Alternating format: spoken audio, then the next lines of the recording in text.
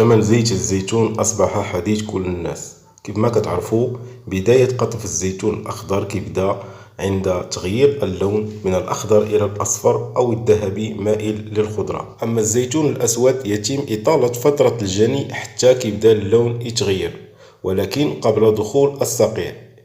ثمار الزيتون الأخضر في هذه المرحلة تكون غنية بمضادات الأكسدة، وعنده نكهة خاصة تكون حارة بشكل لطيف.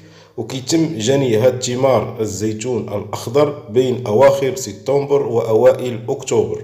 ينقص إثمار شجرة الزيتون بقلة الأمطار، وبالنسبة للشجرة المسقية الواحدة تعطي ما بين 40 إلى 80 كيلوغرام تقريبا، وفي بعض الظروف قد تعطي الواحدة من 15 إلى 30 كيلوغرام.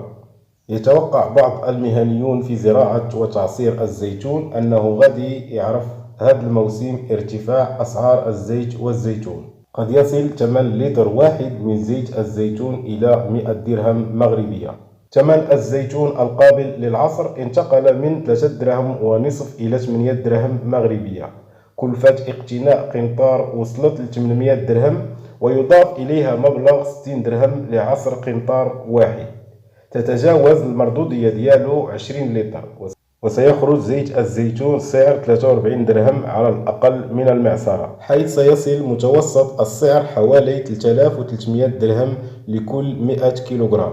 سبب هذا الارتفاع وهو الجفاف اللي أثر بشكل كبير على المحاصيل لثمار الزيتون مقارنة بالسنة الماضية.